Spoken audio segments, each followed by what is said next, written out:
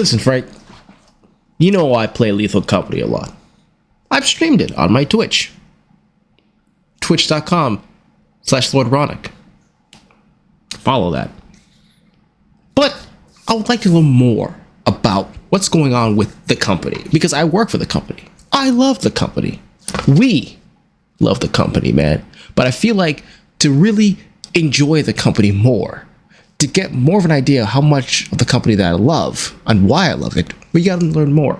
So this one is The Nightmare That Is Lethal Company by SCP-Illustrated. Now, if you guys like this one, I know film theorists have done their, or basically game theorists have did their own thing on Lethal Company. But if you like this one, then I will do that one. All right? My name is Ronick. This is Frank. Let's do this.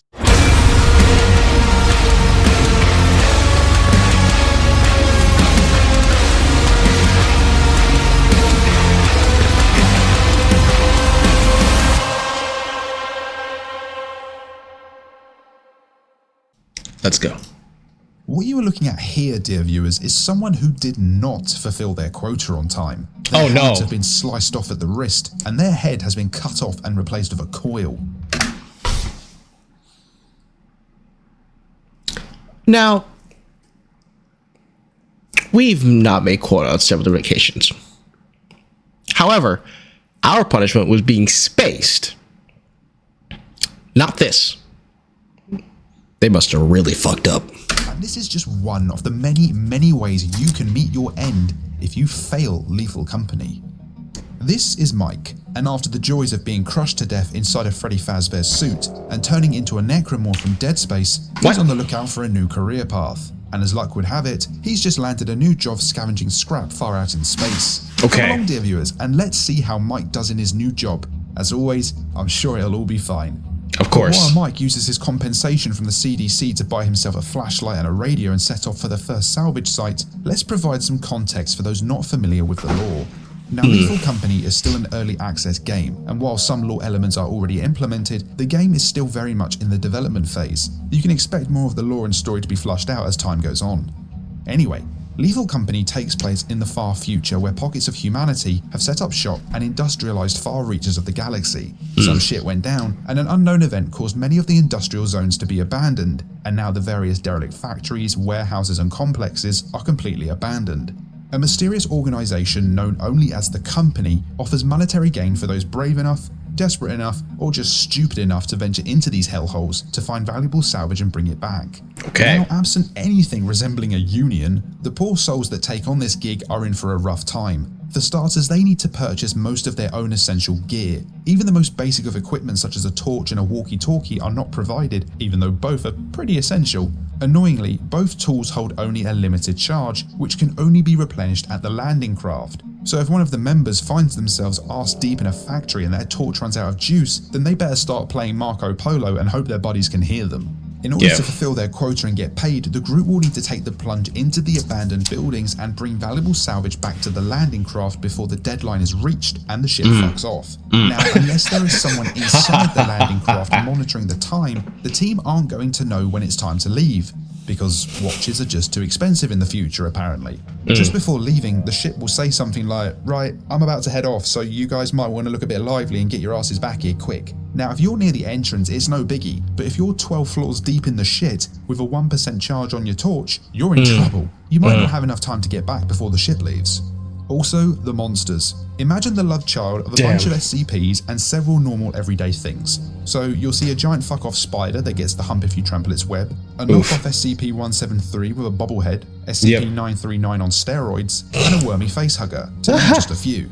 There are also some stationary threats such as autonomous machine gun turrets and landmines. Some of the doors are locked, and there are even environmental factors that can challenge your progress. The most basic problem is time. As the day gets later, the enemies get tougher and more numerous. Other problems can include busted pipes that shroud an area in steam, making it near impossible to see any approaching monsters, fatal drops that require a leap of faith to progress further, and an eclipse which makes even daytime navigation a perilous endeavour. Fortunately, a crew member on the ship can monitor the team, open locked doors, temporarily disable turrets and monitor enemy movements, and relay all of this back to the team via their radios, as long as they still have a charge. We have that. We color our truck, our space princess, or ship princess. The team will have 3 days to scour enough scrap to meet their quota target before they then have to toddle off back to the company to hand in what they have collected. But if they fail to meet their quota, or if everyone dies, then it's all over. Mission failed. Right, now that we have a basic understanding of what's going on, let's get back to Mike. Alright, Mike. Can you do this? Mike rocked gently in his seat as the G-forces shook the descending landing craft. He unceremoniously fell from his seat as the craft landed roughly on the moon's surface.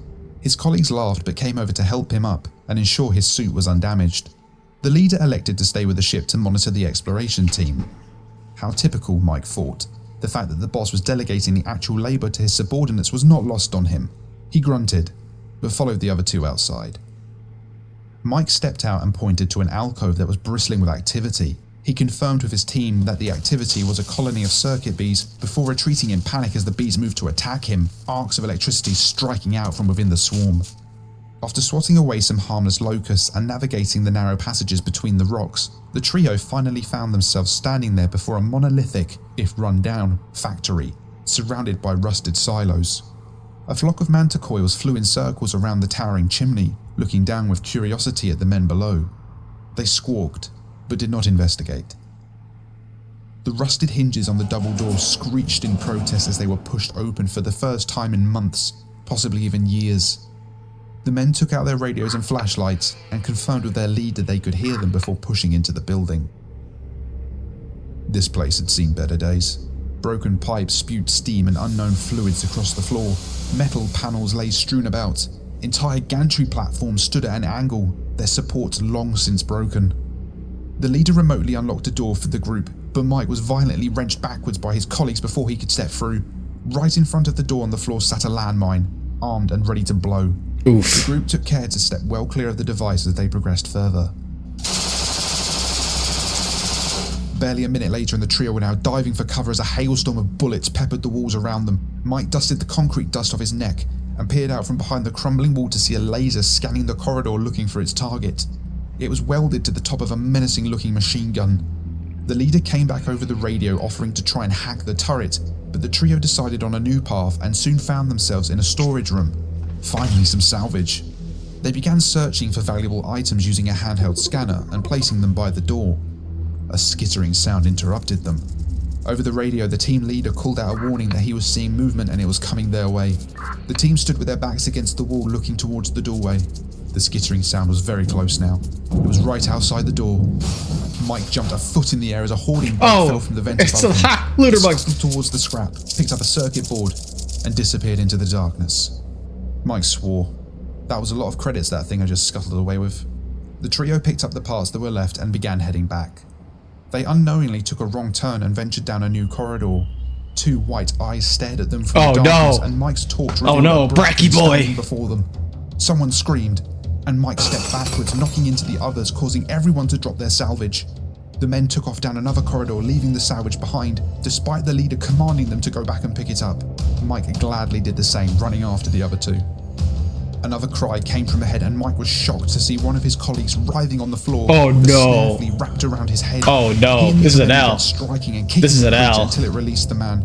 Mike gave it a final kick, and it slithered away into the darkness out of sight.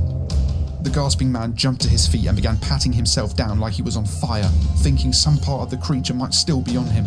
Mike's words of assurance fell on deaf ears as the man stumbled backwards, landing on a bed of sticky strands. Mike moved to retrieve him, but something else beat him to it. Oh damn! A huge arachnid dropped. Bro, that's like 3 enemies in one, dude. That's crazy. Into his torso. The other guy bolted. Mike offered the dying man an apology before abandoning him too, ignoring his pleas. The leader was screaming over the radio, but neither of them were listening. The two barged their way into another room and came face to face with a huge spore lizard. Its massive mouth opened to reveal lines of teeth, and then its tail swung around and exploded into a dense cloud of pink spores. Mike could just about make out the silhouette of the creature as it ran away. A new sound was now echoing off the walls. A thudding sound. It grew closer. Is that Thumper? And louder. The leader made his voice heard again over the radio, ordering the two to retrieve what they could and get back to the ship. The ship would be leaving at midnight. That was their deadline. Mike only half heard what the leader was saying. It is Thumper! Being more interested in the shape getting larger through the spore cloud. Mike could just about distinguish the outline of a thumper, dragging its way towards them. It roared, and it charged them. Mike dropped his radio and the two sprinted away with the creature quickly approaching. It was fast and gaining on them quickly. Mike saw his colleague fall in his peripheral and turned to see the creature bludgeon the man's face and body into an incomprehensible mass of broken meat as he fled deeper into the halls. Mike slowly inched backwards towards what he hoped was the door. In front of him stood a coil head. It's over. It's over. A mannequin with a coil for a head stared at him, willing him to blink or look away. A giggle echoed around the room, and the briefest of images of what looked like a little girl in a red dress. It's over. It's over. It's over. It's done. As he looked, she was gone. You're done. And the coil creature was right in front of him. He screamed and fell to the floor. Another blink and the creature loomed over him, its emotionless face staring down. Mike shuffled backwards through the doorway and kicked the door closed. He looked into the creature's dead eyes pressed up against the glass. Another blink and it was gone. He could hear the creature hastily retreating, looking for another way to get to him. Mike could see the door ahead.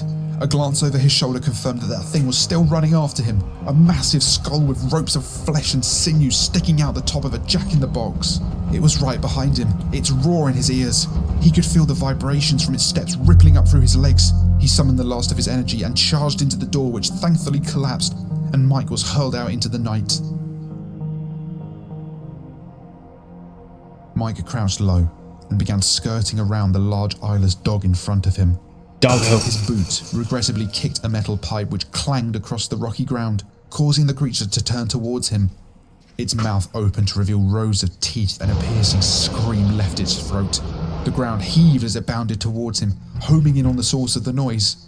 Suddenly, the rock split in two as a colossal leviathan erupted out of the ground, scooping up everything happened in a day. Dude, that's crazy. And sprinted towards the landing craft in the distance, only to find it was gone. He had missed his deadline. Oh no! Had left without him. A monumental groan shook the land, and Mike looked around. It's over for you, Mike. A giant humanoid reaching down. It's over, Mike. A forest keeper. Mike didn't even try to fight back this time. He was tired. Damn. He closed his eyes as the giant picked him up and dropped him into its open mouth. Check out this video for another great story, and be sure to give this video a like if you made it this far. It really helps the channel. And thank you. Wow. Just wow. Listen, man, I gotta feel bad for Mike, Frank. He went through all of it in one day, and they said, fuck him, we're leaving. It is what it is, bro. Thank you guys so much for watching. Give this video a like, subscribe, hit the notification bell, subscribe to the Ronic Empire. Peace.